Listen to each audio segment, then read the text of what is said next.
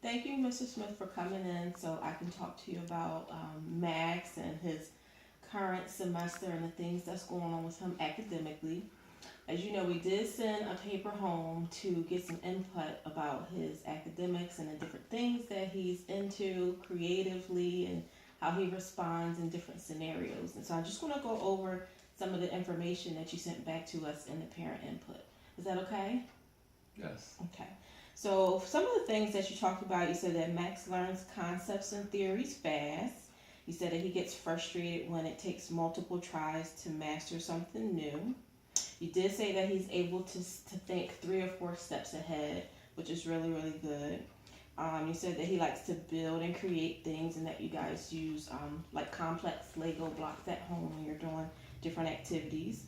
It says that Max is becoming more social and fits in easily, which is different from maybe a little bit ago when you guys did report that he wasn't so social. So that's good. We're glad to see that. It says that he loves to read and he likes math. He's articulate and well spoken, which myself and his teachers agree. All right. And it says that he is actively learning Spanish at home with a relative. So that's pretty cool.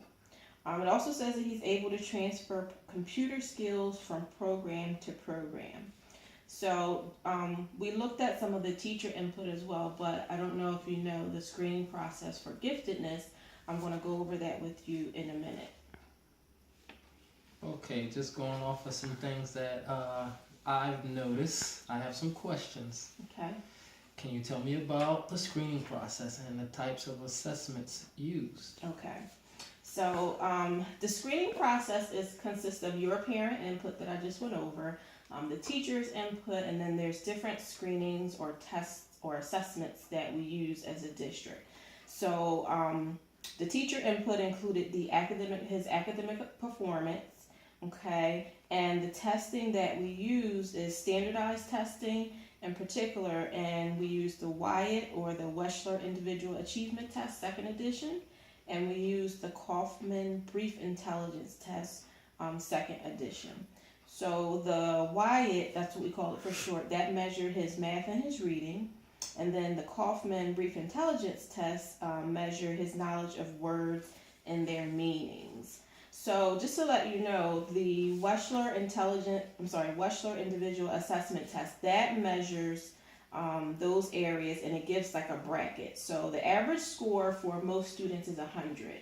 And then it's 90 to 109 is average intelligence, 110 to 119 is high average intelligence, and 120 to 129 or 130 is very superior intelligence. So I don't know, we reviewed Max's score and he actually scored 130, so he has very superior intelligence on that test. On the Kaufman Brief Intelligence Test, which measured the knowledge of words and their meanings, he did really good on that as well. He scored 133, which is very superior in the reading, and 100, which is average intelligence in the math. But just because he scored average intelligence in the math section, that's, nothing to get worried about. Okay, so his total points there was 36 and he needed 37 points. But since he's on the cusp, we went ahead and we did some other testing too. And that's where we did the gifted rating scale. All right, so the gifted rating scale, it measures his intellectual ability, his academic ability, his creativity, his artistic talent, and his motivation. Okay, can you tell me about Max's intellectual functioning, achievement test scores, gifted rating scores, and classroom performance? Okay, so I'm glad you asked about that. So as I said, the gifted rating score scales those 5 areas. And just to let you know, the intellectual ability area measures verbal and nonverbal mental skills and intellectual competence. The academic ability measures skill in dealing with factual or school-related curriculum. And creativity measures ability to think or produce unique or innovative thoughts. Artistic talent measures his potential for or evidence in the arts such as drawing or instruments, music, things like that. And then the motivation scale measures his tendency to enjoy challenging tasks. So what that results in those 5 areas is something called T-scores. Okay, so below 55 is a low probability of giftedness. 55 to 59 is a moderate probability of giftedness. 60 to 69 is high probability of giftedness, and 70 or plus is a very high probability of giftedness. So Max scored very high in his intellectual ability subscale. He scored 66, which is high in his academic ability subscale. For his creativity, he scored 65, which is high. Artistic talent, he scored 62, which is high.